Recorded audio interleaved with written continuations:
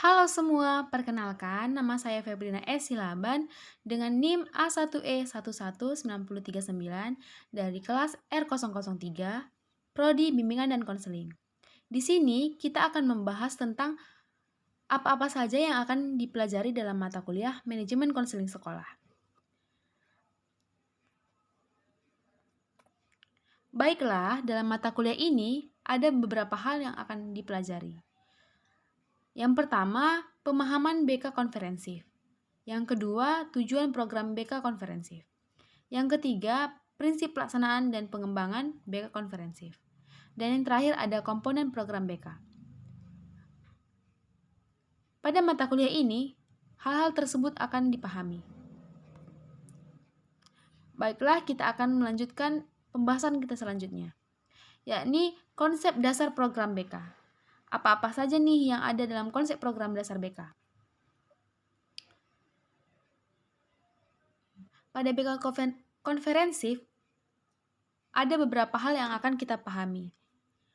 Yang pertama, kita pahami dulu pengertiannya, di mana pengertian BK konferensif adalah serangkaian kegiatan atau aktivitas yang dirancang oleh konselor untuk membantu semua siswa dalam upaya untuk mengembangkan dirinya seoptimal mungkin, yang secara utuh melibatkan konselor, orang tua, dan faktor pendukung lainnya. Selanjutnya kita akan membahas tujuan. Di sini kita akan membahas apa-apa saja sih tujuan dari BK konferensif. Secara umum, tujuan BK konferensif adalah penyusunan program BK di sekolah adalah untuk mengatur kegiatan agar berjalan secara lancar, efektif, dan efisien, serta dapat dievaluasi baik program, proses, dan hasilnya. Selanjutnya, kita akan membahas prinsip pelaksanaan. Terdapat 4 prinsip pelaksanaan dalam BK konferensif. Yang pertama, diri individu mempunyai potensi dan pendidikan hendaknya membantu mengembangkan potensinya. Arti dari kalimat tersebut adalah setiap individu yang memiliki pendidikan yang tinggi akan membantu mengembangkan potensi yang ada dalam dirinya, baik itu potensi secara akademik maupun non-akademik. Yang kedua, ada bimbingan didasarkan pada ide bahwa setiap anak adalah unik. Seperti yang dikatakan bahwa setiap manusia adalah unik, yang memiliki karakter-karakter masing-masing. Yang ketiga, bimbingan merupakan bantuan dalam pertumbuhan dan perkembangan individu, di mana dalam bimbingan ini hal-hal yang dibantu adalah proses perkembangan dan pertumbuhan dari seorang individu. Yang terakhir adalah bimbingan merupakan pelayanan unik yang dilaksanakan oleh ahli yang telah mengikuti latihan khusus. Maksud dari kata tersebut adalah proses pemberian bimbingan akan dilakukan seorang yang profesional atau ahli di bidangnya. Baiklah, selanjutnya kita akan membahas tentang prosedur evaluasi program. Apa sih prosedur evaluasi program? Prosedur evaluasi program merujuk pada teknik evaluasi program yang operasionalnya sehingga mencakup urutan tahapan-tahapan yang dilakukan secara benar jika melakukan evaluasi program.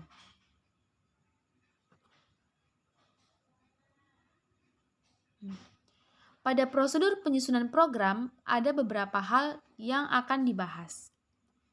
Yang pertama, ada rasional. Apa sih itu rasional? Rasional merupakan pemikiran secara terarah atau terstruktur, di mana pada proses rasional ini adalah suatu kegiatan yang didasari oleh akal sehat. Selanjutnya ada dasar hukum. Pada dasar hukum ini, BK konferensif memiliki alternatif atau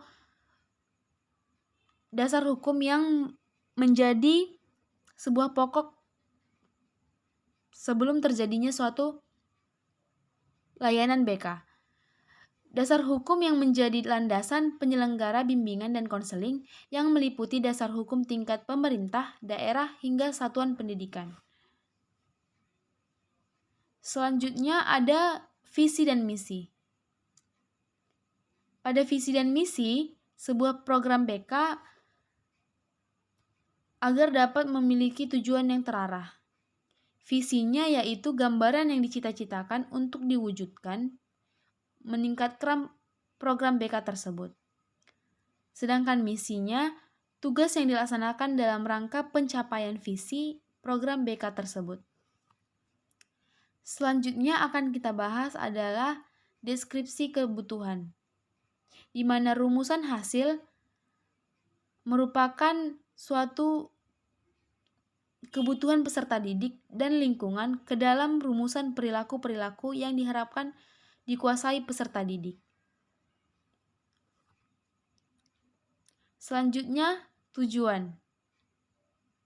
Seperti yang sudah kita jelaskan sebelumnya, di mana tujuan program BK adalah untuk mencapai bentuk perilaku yang harus dikuasai peserta didik setelah memperoleh pelayanan bimbingan dan konseling, yakni penyadaran, akomodasi, dan tindakan.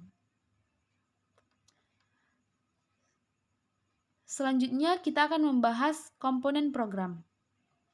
Pada komponen program terdapat 4 yang akan dibahas. Yang pertama, komponen pelayanan dasar. Yang kedua, komponen pelayanan responsif. Yang ketiga, komponen perencanaan individual. Dan yang terakhir ada komponen dukungan sistem. Selanjutnya pada bidang layanan. Bidang layanan terdapat 4 materi. Yang pertama ada bidang layanan pribadi, ada bidang layanan sosial, bidang layanan belajar, dan yang terakhir adalah bidang layanan karir. Rencana operasional. Bidang layanan yang berisi bimbingan dan konseling. Sedangkan tujuan layanan berisi tentang tujuan yang akan dicapai yang berbasis hasil asesmen, tugas perkembangan, atau standar kompetensi kemandirian siswa. Selanjutnya, pengembangan tema atau topik. Ada rencana evaluasi, pelaporan dan tindakan, sarana prasarana, serta anggaran pembiayaan. Perencanaan program BK dan konseling merupakan bimbingan yang dimulai dari kegiatan asesmen atau kegiatan yang mengidentifikasi aspek-aspek yang dijadikan bahan masukan bagi penyusunan program tersebut. Komponen program BK, yakni pelayanan dasar, pelayanan responsif, pelayanan perencanaan individu, serta dukungan sistem.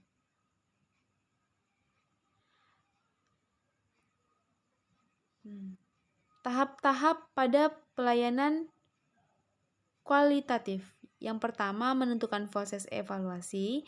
Yang kedua, menentukan cara pengumpulan data. Yang ketiga, instrumentasi penyusunan instrumen. Yang keempat, pengelolaan data. Yang kelima, penampilan hasil penelitian. Serta yang terakhir, pembuatan kesimpulan.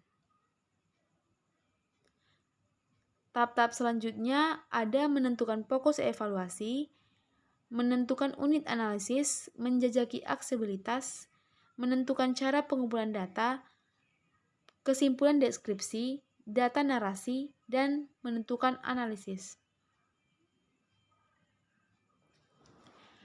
RAB atau Rancangan Anggaran Biaya yang diidentifikasi sebagai perkiraan perhitungan atas banyaknya biaya yang diperlukan untuk bahan, alat, dan upah serta biaya-biaya lainnya yang berhubungan dengan pelaksanaan suatu pekerjaan atau proyek. Baiklah, demikian pembahasan dari materi ini yang membahas tentang hal-hal yang dipelajari dalam mata kuliah manajemen konseling di sekolah. Sekian dan terima kasih.